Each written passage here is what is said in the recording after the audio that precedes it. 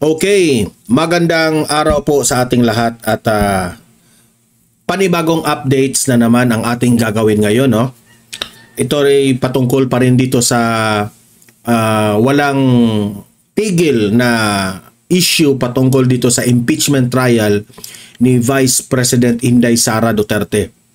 Alam niyo mga kaibigan, no?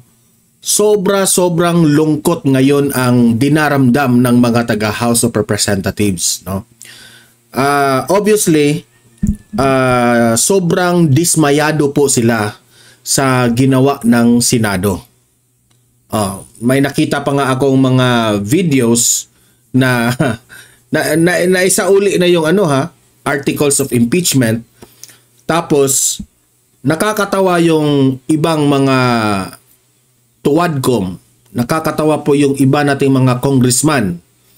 Kasi po halatang halata na pakitang tao yung kanilang mga ginagawa.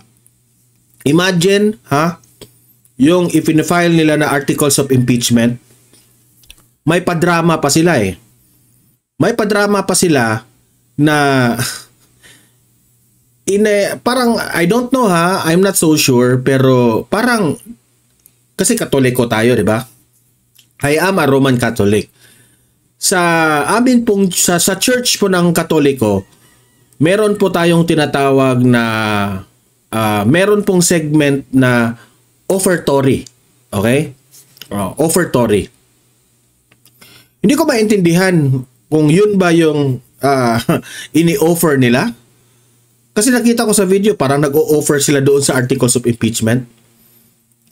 Ako, no, sa totoo lang, we can always pray, no? Pwede nating magdadasal tayo sa Panginoon, sa ano ang magiging future ng ating bayan, pwede yun.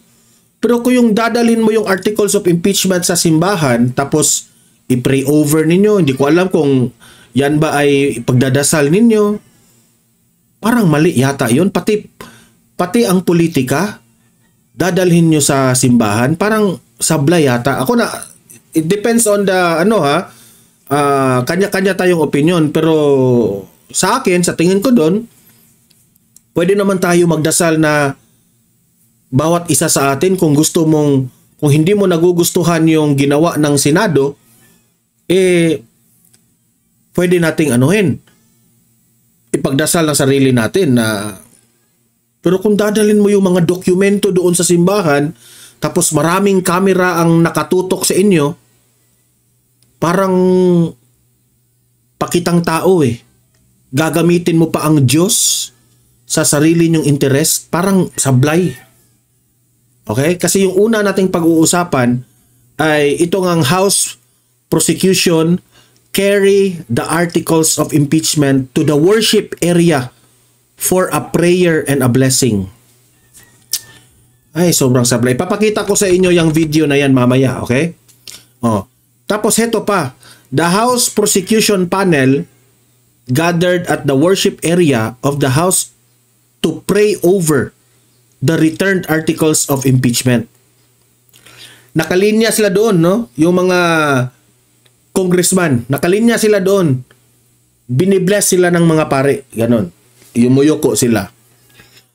Well, kung sasabihin ninyo na kayo po ay heartily yung ginagawa ninyo, wala kaming problema dyan. Pero ang epal nyo naman, sir. Ako sa totoo lang, naeepalan ako dun eh. Sobrang naeepalan ako. Ito yung pangunahing issue ngayon sa bansa natin, itong impeachment trial ni VP Sara. Dadalhin mo sa simbahan, mag-pray kayo doon, tapos merong maraming naka-video sa inyo. Anong tawag mo doon? Epal ang tawag doon. Gagamitin nyo ang simbahan para meron kayong simpatya ng taong bayan. Parang mali yata yun, sir. Pwede nyo gawin yun. Walang problema, pwede nyo gawin yun. Dalhin nyo yung mga dokumento na yon ng articles of impeachment, pero sana walang naka-video. Meron kasing naka-video eh. Tapos ipopost yan sa social media. Anong tawag doon? Ibabash. Alam nyong ibabash kayo dyan kapag ganyan ang gagawin ninyo. Ako ha, hindi ako na nang bash. Nag-comment at nag-react lang po ako sa sa nakita ko nangyari. I want to be honest. Okay? Mamaya ipapakita ko yan, ha, yung nakalinya sila. Ito pa. Pag-usapan natin itong si Senator Bato de la Rosa ay nagpa-ambush interview itong si Senator Bato at tinanong siya kung ano ang kanyang reaksyon patungkol po sa 18 na senator na sumuporta sa kanila ng mga DDS at 5 yung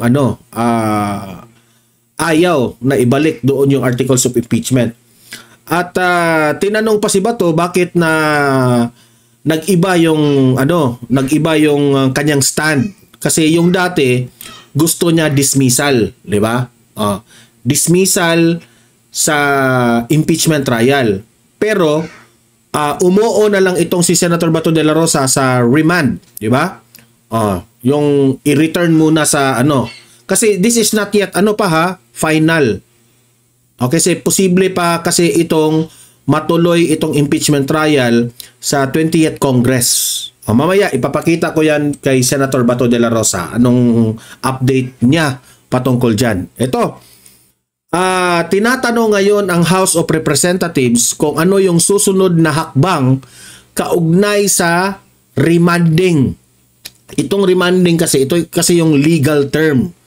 Remanding meaning return, no? Pero ang legal term is remanding. The articles of impeachment. Okay? So, pakinggan rin natin ang House of Representatives kung ano ang naging reaction nila at ano ang susunod na hakbang nila. Okay? Ang ingay ng anak ko, guys. Nagsisigaw sa labas. Okay. Ito. Panglima nating topic is itong posibleng resulta ng pagbalik ng articles of impeachment sa Kamara ay nangangamba po itong si Senator Win Gatchalian. Si Win Gatchalian, isa ito sa mga nag-vote na wag i-remand itong articles of impeachment. Okay? So pakinggan natin mamaya si Win Gatchalian, okay? At last but not the least, itong panghuli nating pag-usapan ay patungkol po kay former President Rodrigo Roa Duterte na nandun ngayon sa The Hague. Ay meron pong hiling ang kanyang legal team doon, headed by Attorney Kaufman, no, na i-disqualify yung mga 2 judges sa kanyang case, no, pero tinanggihan po ito ng mga taga-ICC. Okay? So yun po ang mga pag-uusapan natin. Okay? Teka muna, guys, ha. Teka muna. Wait, just give me 1 minute. Ano ko lang. Nagsisigaw kasi yung anak ko eh. Wait muna, ha. 1 minute, 1 minute.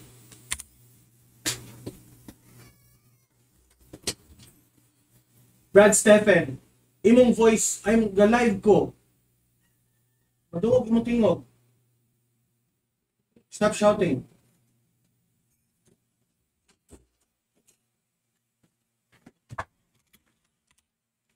Ayan. Si anak ko tawag doon. Sinita ko kasi sumisigaw siya tapos maririnig dito sa microphone eh. Naglalaro tapos nagsisigaw. Sorry ha, pasensya na kayo. Okay? Kasi maririnig sa wala pa tayong soundproof eh. Okay, so ito ha. Ito yung ipapakita ko sa inyo. Sabay-sabay tayong mag-react. Okay? Itong ginagawa nila dito sa articles of impeachment. Ito. Wait muna ha. Mag-headphones tayo para marinig natin. Ito, play.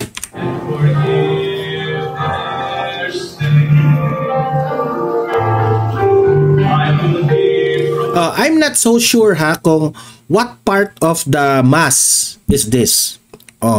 Is this the offertory song? Yung kasi kumakanta or is this yung entrance ng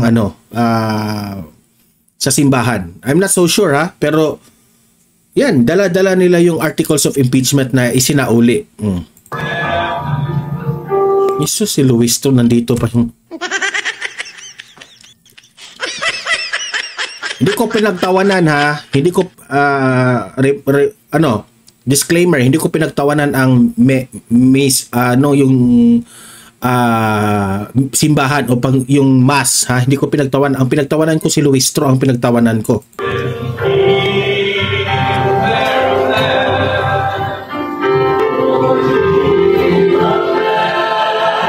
Yung kanta is Heal Our Land. Tama naman, Heal Our Land. Pero yung dinala nyo yung articles of impeachment sobrang sablay. Sana hindi nyo na dinala dyan.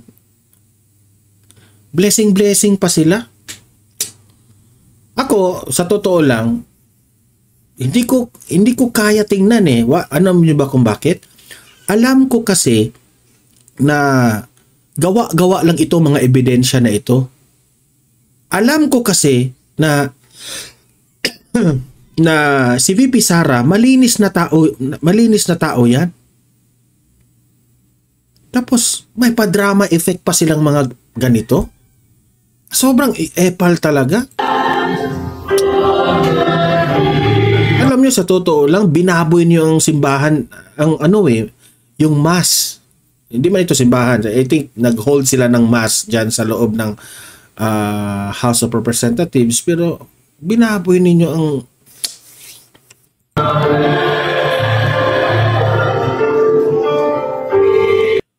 kasi alam ko kasi lahat ng ito nagsimula ito sa politika.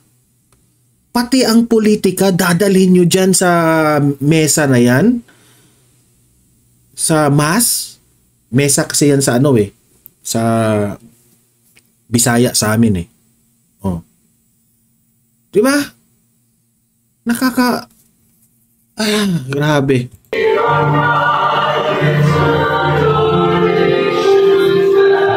Ayan. So, I think nasa altar na ha. Yung parang altar ngayon dyan sa pare. Nilagay nila doon sa harap. I-bless raw nila yung articles of impeachment. Tapos, ang daming naka-video. Wala na. Siyempre, yung mga dilawan, pinklawan.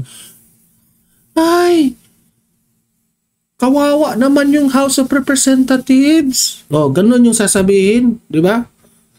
Kawawa naman sila. Isinauli yung articles of impeachment.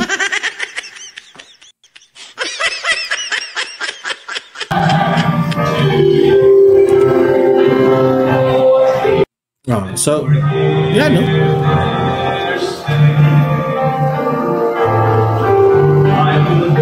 Parang mga no? Nakakatawa.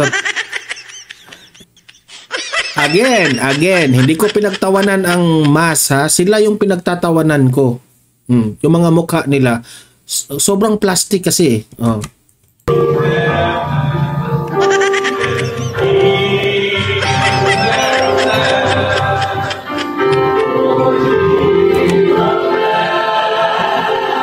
So, Panginoong Diyos ha, pasensya ka na Lord. I'm sorry Lord, no? Pero sana itong mga politiko na ito, i-bless mo sila na maging matino ang kanilang utak kasi ginamit nila yung kaharian mo para sa kanilang sariling interest. Para sa akin, hindi yata tama, sablay. Heto pa. Ipapakita ko sa inyo yung nakalinya silang lahat tapos binibless sila ng pare. Tingnan nyo ha, tingnan nyo. Okay.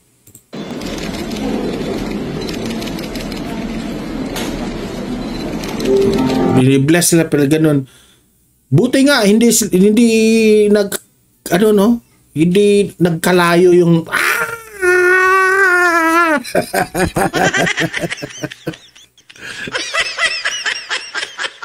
Ano yung kalayo sa sa Tagalog?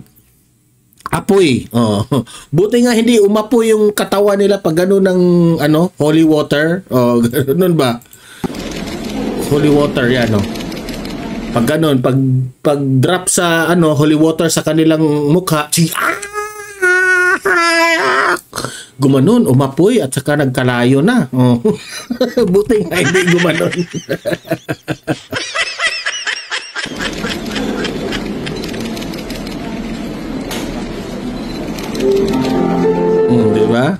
Buti nga hindi ni apoy. Ay nako, Lord, please bless this congressman. Totoo lang, oh. Sana maituwid nila ang kanilang puso at damdamin na wag sana nilang gamitin itong pamumulitika sa inyong kaharian, sa iyong palasyo. Kasi po, alam ko dyan ang dami dyan video para makakuha ng simpatya sa mga tao. Ay nako. Kayo nang humusga ha, kayong taong bayan. Iba-iba tayo ng opinion ha, iba-iba tayo ng opinion. Ako, I'm a Roman Catholic, pero sa mga ganitong style na gagamitin nila yung simbahan, hindi maganda. Hindi talaga maganda. Ay nako, sige lang. Eto, pakinggan natin ang interview ni Senator Bato de la Rosa. Okay? Play natin. Ano victory yun sa inyo? Triumph yun sa inyo kagabi? Well, for me, personally, since I was the movant, although na-amend yung motion ko.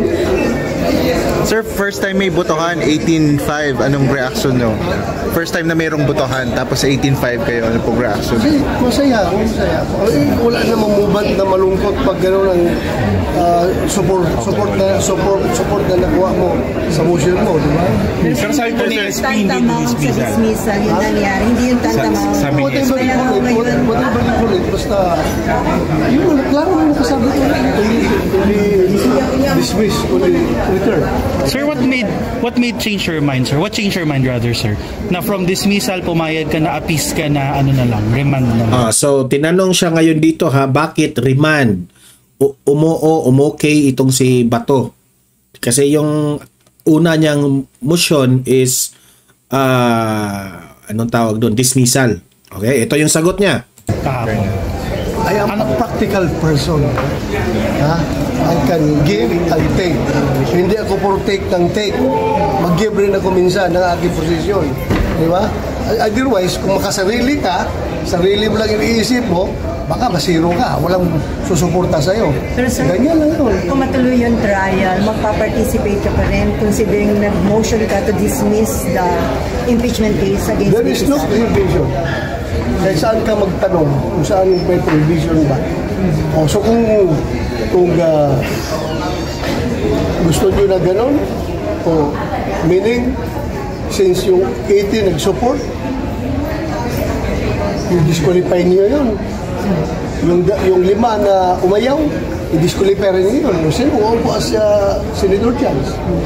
So magiging impartial ka pa rin, sir. Well, meron naman tayo kanya-kanyang utak. So, gamitin mo yung utak mo. You know where to place yourself. Sen yun nanumpa po kayo kahapon, di ba, as senator? Kasi ngayon, sobra pong nasasaktan ang mga taga House of Representatives. Mga Pinklawan, mga Dilawan, lahat na, mga vloggers ni Bangag. O, kita ko kanina, nag-iiyakan lahat. Mga vloggers ng Tambaluslos, nag-iiyakan. So, ang sa akin lang dito, irespeto natin. Paano yan Demokrasya tayo. Sabi ng mga taga House of Representatives, ito ay unconstitutional. Paano naging unconstitutional yan? 23 silang bumoto. 18 out of 5. Yan ang demokrasya. Kung sino yung nakakarami, yun ang susundin natin. Klarong-klaro naman yun. Diba? Tanggap-tanggap rin kayo ng pagkatalo. Minsan ba? Tumanggap rin kayo ng pagkatalo. Yan ang hirap sa inyo Kayong mga Dilawan, ang hirap sa inyo, demokrasya na nga tayo, isinusulong nyo pa yung mali na mga desisyon ninyo. Ay nako. West. Pero ang sinasabi nila, yung ginawa niyo pong motion for dismissal, dapat depensa yung galing sa abogado ni BP Sara. Parang nag-lawyer daw If you kayo, have observed, that is why ayaw pong mag-deliver ng privilege speech na nakasumpa na kami as senator judge, di ba? Kaya malaking debate ang kahapon, di ba? Pinipigilan nila ako mag-deliver ng privilege speech. Gusto nila unahin muna. Kasi kung sitting as senator judge ka na, kasi kung ma-judge ka na, dapat neutral ka na. Okay? You will act as a judge. Remember ha, iba kapag ma-convene, iba na yung Senado ha, magiging impeachment court na yung Senado. Okay? Hindi na yung ordinaryong hearing na makikita natin araw-araw dyan. Mag-iba na yan. So, hindi na siya pwede mag-privilege speech kapag siya ay magiging judge na sa impeachment trial o sa impeachment court. Kasi ginawa ng impeachment court yung Senado. Di ba? So, wais rin itong si Bato. Kasi yung iba dyan ha, yung mga audience ko dyan sa Donmar TV, baka nalilito kayo ha. It's not the ordinary Senate hearing anymore. Kaya nga, meron silang tinawag na kailan ma-convene. Kapag ma-convene, impeachment court na. Impeachment court, iba na yun ang mga proceedings doon sa impeachment trial kaysa ordinary hearing. Impeachment court na sila. Kaya nga nagtataka ako, bakit tinatanong ni Binay na what if hindi tatanggapin ng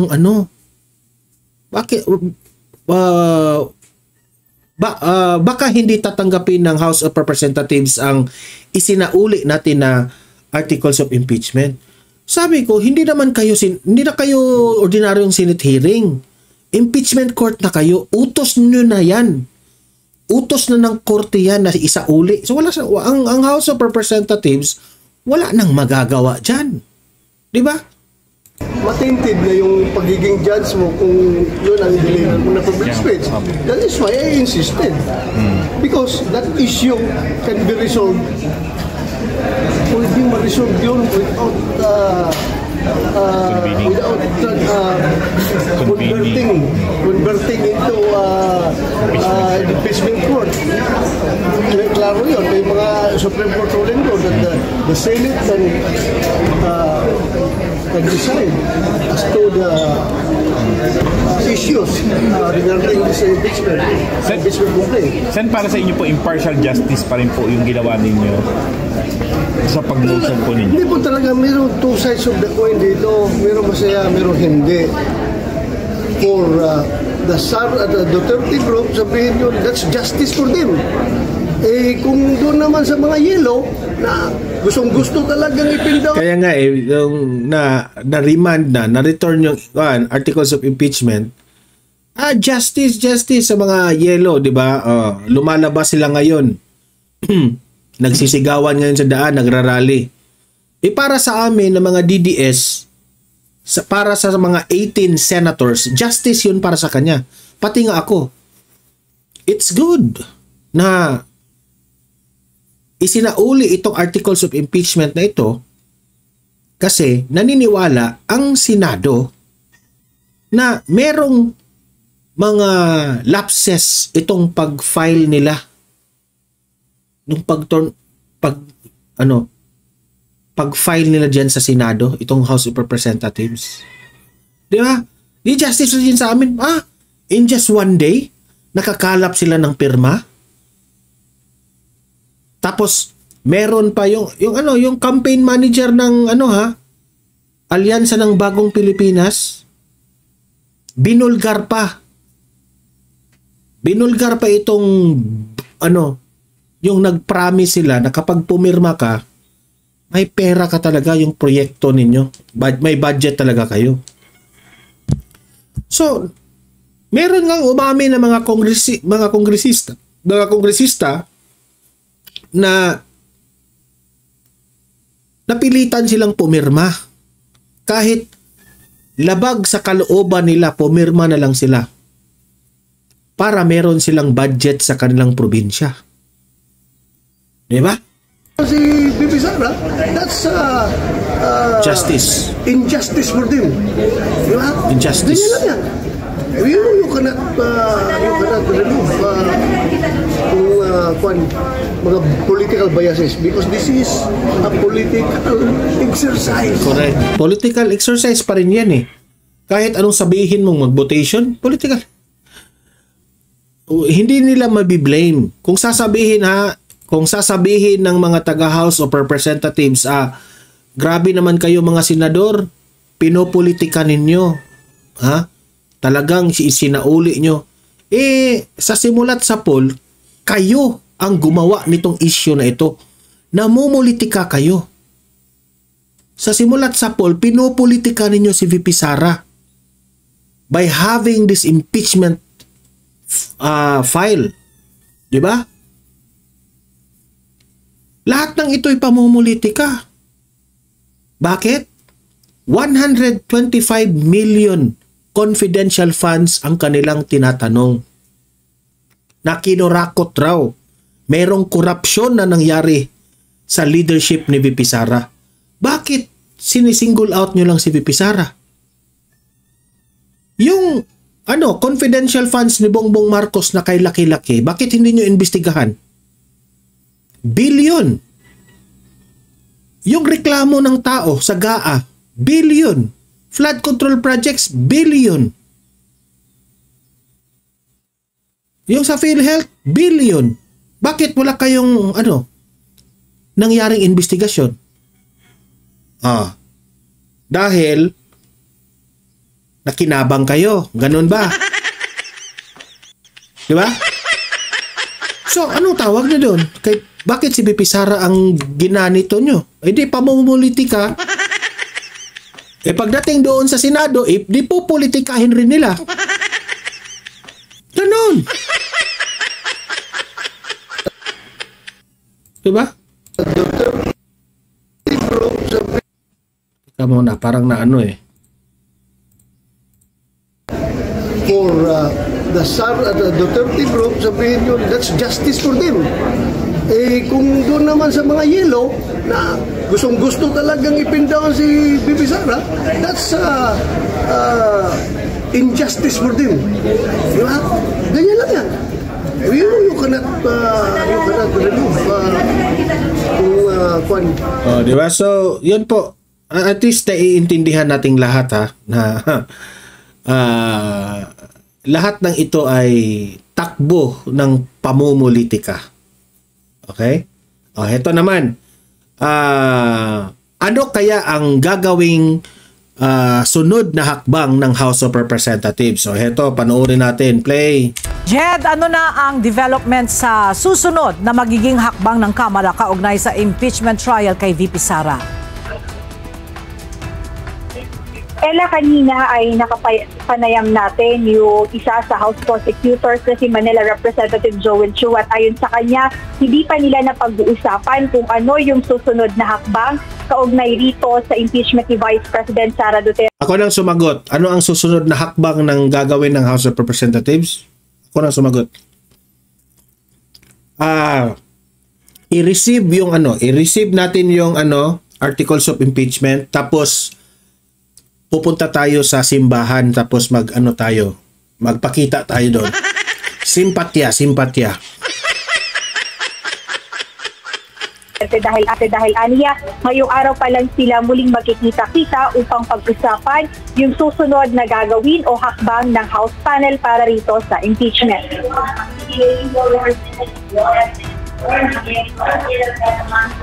Muling pag-uusapan kung ano ang magiging susunod na hakbang matapos ang desisyon ng Senado na ibalik ang articles of impeachment sa Kamara. Ito ang naging pahayag ng isa sa House Prosecutor sa impeachment trial ng pangalawang Pangulo na si Representative Joel Chua. Ayon sa mambabata, nalulungkot sila dahil aniya maliwanag na paglabag sa saligang batas ang naging desisyon. Nalulungkot sila kasi pagalitan sila ni Tambaluslos na hindi umubra ang kanilang plano.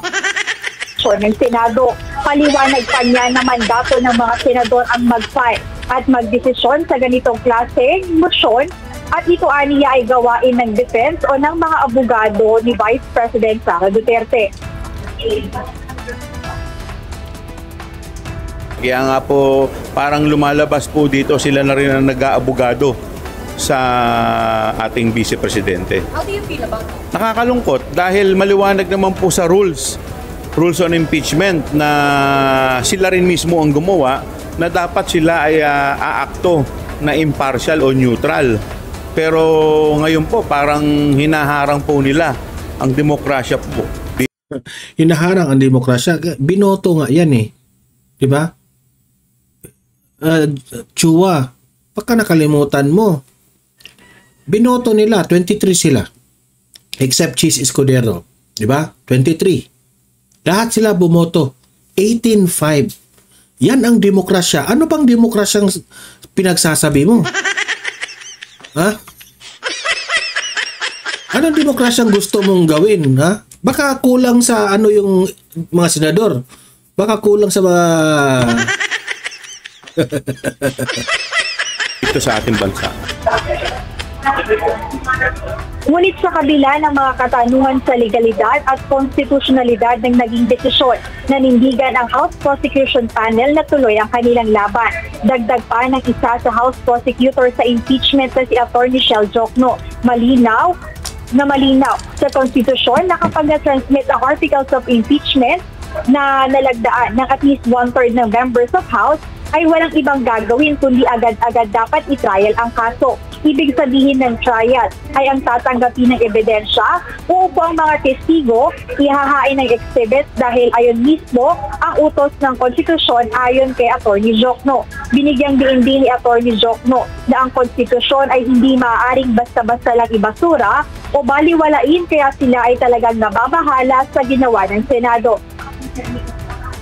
Ella, ngayon, inaabangan natin dito sa House of Representatives yung magiging update sa susunod niyang hakbang ng House Prosecution Panel dahil... Alam nyo, no, sa totoo lang, gumawa na ng hakbang ang Senado na isauli ang articles of impeachment. Ngayon, meron namang argumento ang House of Representatives na unconstitutional, mali, wala sa mandate, ganon, ganyan, demokrasya tayo, bla bla bla. Kahit anong sabihin ninyo mga taga House of Representatives, okay? Kahit anong sabihin nyo, mananaig pa rin ang mandato ng taong bayan. Bakit ko ba nasabing taong bayan? Itong mga 18 na mga senador judges na bumoto para isauli itong articles of impeachment sa inyo, ang pinagbabasihan nila ang taong bayan. Kitang-kita nila, mulat na mulat nila sa kanilang mata yung resulta ng eleksyon. The people have spoken. The survey have spoken. Ayaw ng taong bayan ang impeachment ni VP Sara. Kitang-kita nila ang suporta ng tao kay VP Sara. If you will compare Bongbong Marcos and VP Sara, kapag nandyan na sila sa publiko, walang pumapansin kay BBM. Si VP Sara po, sobrang dami yumayakap yung tao sa kanya. Halos lahat gustong magpa-selfie. Nakikita yan ng bawat isa na mga senador judges. Except ni Hontiveros ng Coco Pimentel, mga bitter yan eh. Kahit alam nila, gusto rin nilang ma-impeach, mag-impeachment trial. Alam naman natin yan. Kahit siguro matunaw na yung mundo natin, impeachment trial pa rin iniisip nila.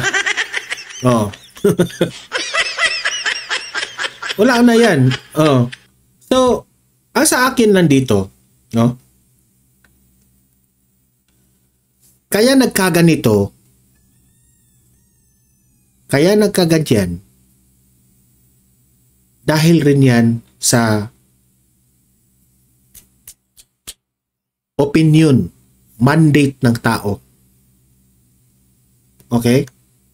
Kaya kayong mga nanonood ngayon sa Donmar TV, kayong mga audience dyan, huwag kayong mahiya. Sa inyong mga Facebook, mag-post kayo. na suportado nyo si VP Sara. Nang sa ganon, makikita nitong mga senador na ito at mga government officials na gusto natin ang mga Duterte. Kasi ang mga Duterte lang talaga yung makapagbago ng ating bansa. Sila na lang yung pag-asa natin. Kitang-kita na yan ng mga... Kaya kayo mga House of Representatives dyan, alam ko bakit tutol kayo dito. Dahil sa leader ninyong gahaman dyan. Yeah. Nabanggit nila kanina na magkakaroon muna sila ng pagpupulong. Magkaroon muna sila ng pagpupulong ang mga senador. Sasabihin na naman nila, harangin natin. Kawawa naman ng House of Representatives. So, ito, punta na nga tayo dito sa next nating kasi kawawa na itong HOR eh. Ito. Posibleng result, ito, si Win Gatchalian nangangamba raw. Ito na yung yung side sa 5.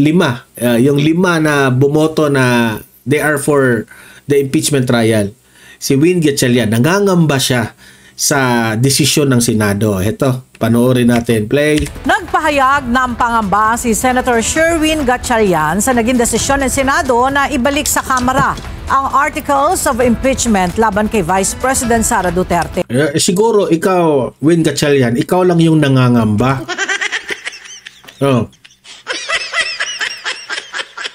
Si Win Gatchalian, nangangamba yan. Ikaw lang yung nangangamba, Win Gatchalian, kasi pagalitan ka ni Win Gatchalian, bakit si Ma'am Shi? Bakit yan, ha? Bakit tagigan dyan? Bakit hindi tayo nanalo, ha? Ikaw, Win Gatchalian, buti na lang buboto ka, ha, na yes, for impeachment. Ganun. Nangangamba si yung brother niya, ha? Yung si Rex Gatchalian, gabinete pa naman ni Bongbong Marcos. Di syempre nangangamba sila. Pati itong mga House of Representatives, nangangamba rin sila ni Tambaluslos.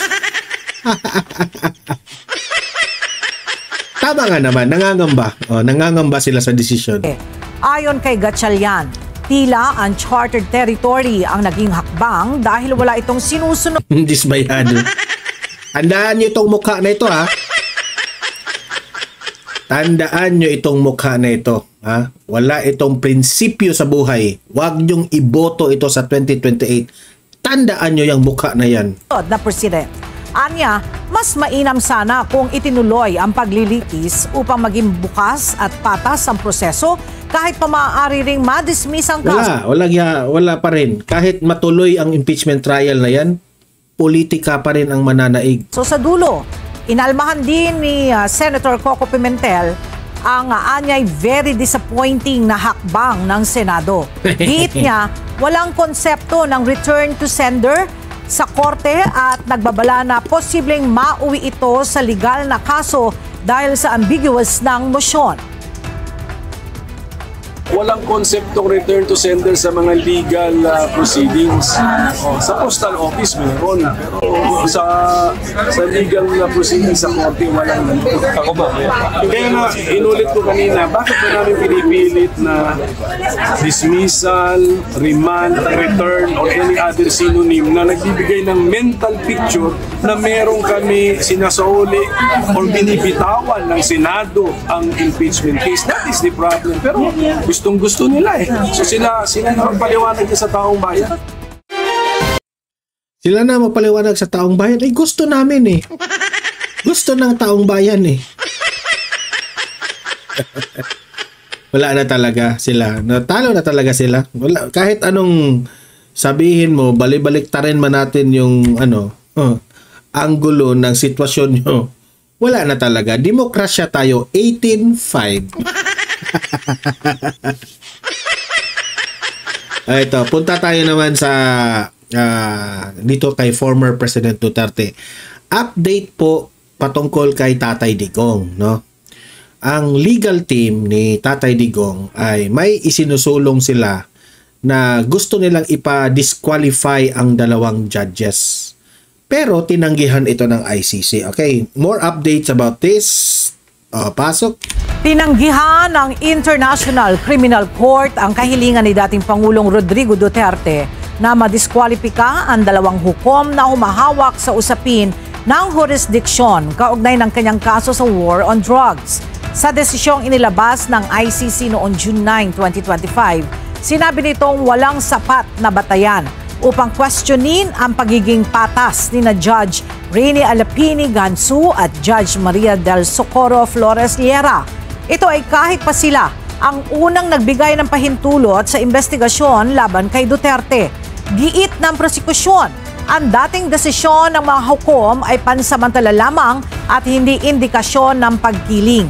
Dahil dito, hindi ito sapat na basehan upang sila ay tanggalin sa pagdinig ng kasalukuyang hamon sa jurisdiksyon.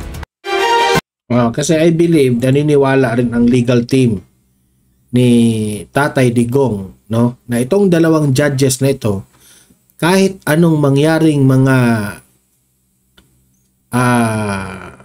debate, no, pagpresenta ng mga ebidensya, kahit ano, malaki ang chance itong dalawang judges na ito ay bias na ito. So, ayan. Pero at the end of the day, akseptahin pa rin natin kasi hindi tinanggihan man nila, di ba? So, yun po ang update patungkol dyan sa kaso ni FPRRD sa ICC. Okay? So, let's pray lang. Pray lang tayo ng pray na merong mangyari po na tama. Okay? Kasi 80 years old na si Tatay Digong, labag ito sa batas ng the Netherlands. So tingnan lang natin kasi there will be time for reckoning. Ika nga sabi ni Tatay Digong. Okay? So kayong mga audience ko dito sa Don Mar TV, libre po kayong mag-comment, mag-react sa ating mga pinag-usapan at usap-usap tayo sa comment section. Guys, please like and share this video para kakalat ito sa taong bayan. And sa mga bago pa lang dito sa aking channel, mag-subscribe na po kayo para updated kayo lagi. Okay? So, meron tayong pangalawang channel, Don Mar TV, Balitang Totoo. Mag-subscribe rin kayo doon. Ang daming mga videos doon na hindi nyo makikita dito sa channel na ito. Okay? So, subscribe din doon. And sa mga audience ko dito sa Don Mar TV, thank you very much. See you in my next video. Have a great day. Have a great night. God bless po sa ating lahat. Mabuhay ang Pilipinas and God save the Philippines. Bye-bye.